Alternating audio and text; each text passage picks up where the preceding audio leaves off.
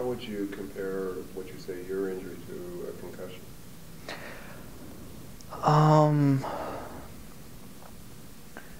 It's pretty much a concussion times 1,000, 2,000, 20,000. I'm not sure exactly. It's severely different than a concussion because I've had multiple concussions and it's very different.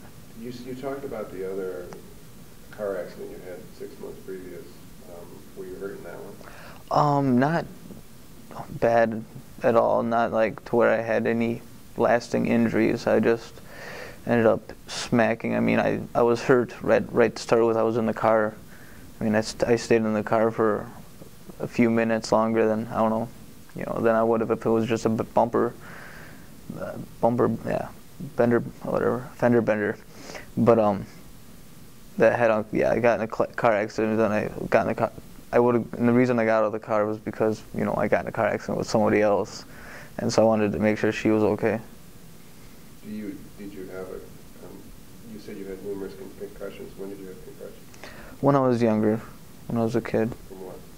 One of them, I remember playing kick the can with my friends, and I got to the can right before the person trying to tag me, and we kind of collided, slipped, and then she landed on my head, her butt on my head, and that gave me a concussion.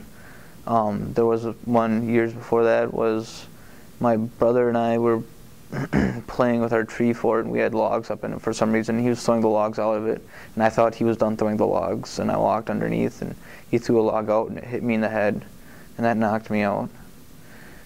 And then I can't think of any other situation where I would have had a severe concussion, but I'm fairly sure there was other times when I definitely could have had concussions. What makes this one 10,000 times worse than getting hit in the head by a log? I got hit in the head by the log, and I went unconscious. It knocked me clean out. I hit the ground. I ended up bleeding severely and bleeding all over my body, and I lost control of my bladder.